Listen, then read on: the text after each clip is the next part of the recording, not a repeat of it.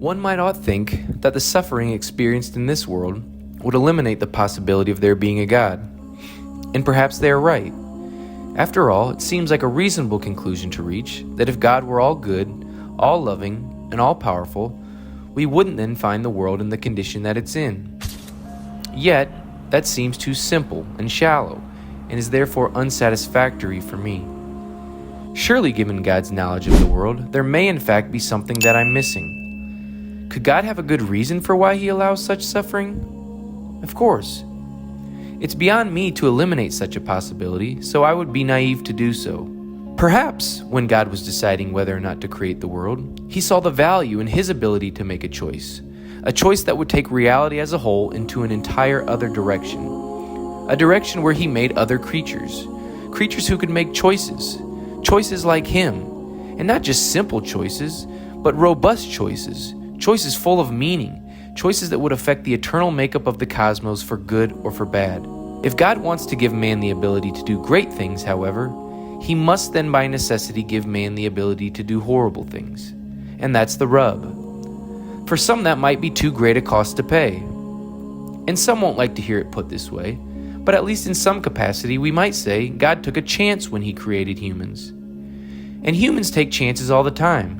And anytime we take a chance, we rightly recognize that the potential good we are pursuing outweighs any potential bad that could befall us. God knew that creating humans who could freely help their fellow man, or freely sacrifice for their families, or most importantly, freely enter into loving relationships with Himself and with others, are goods that far outweigh any potential bad. Moreover, God promises to redeem the suffering of His people. And it's also worth noting, or responding to the critic at this point, that any alternative world seems bleak. Now imagine a world where creatures could only do good things. It seems a bit dull, does it not? To praise someone for doing good, who does not have the ability of doing bad, would be like praising a ball for bouncing. That's just what it does.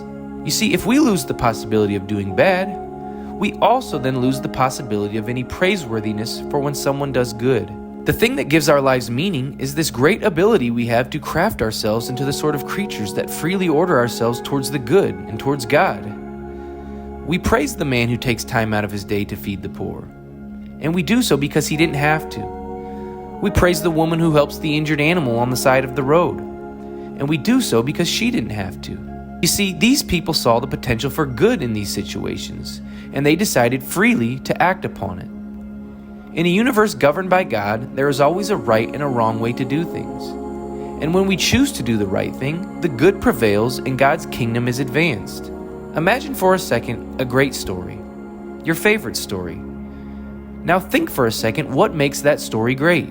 I suspect that in this story there is a character who experienced great trials and hardships, and all throughout this story you choose to take the journey with them and to suffer alongside them, albeit on a much smaller scale, but you do so because you rightly recognize that the trial is not in vain, for the trial is the very thing that allows them to become a hero, the hero that you admire.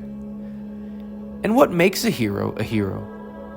Well, a hero is defined by their virtues such as bravery, honesty, forgiveness, and faith.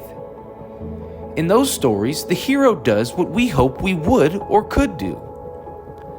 Without fear, there is no courage. Without hardship, there is no triumph. Without temptation, there is no self-discipline.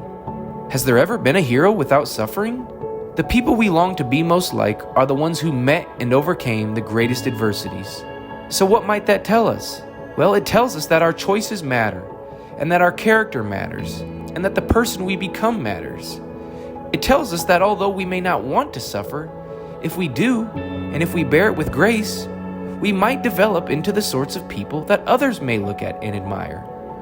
Perhaps even call us a hero. So in the end, perhaps God has created a world where His creatures have real opportunity to affect one another and to affect themselves for good or for bad, a good or a bad that echoes from now into eternity. A world where much of our meaning is found in our suffering. Lastly, whatever route one goes in explaining why God might allow suffering, it is important to note here that only in Christianity do we see a God who is also willing to suffer. and he does so voluntarily out of his love for his creation. So whatever the reason may be as to why we have found ourselves in a world with suffering, only Christianity puts forward a God who does not ask his creatures to do what he himself will not. In fact, in this story, he endures the greatest suffering anyone will ever know by entering into his creation in the person of Jesus Christ and dying on a cross for the sins of you and I, an act purely motivated by love for his creation. Earlier, I asked that you consider a great story.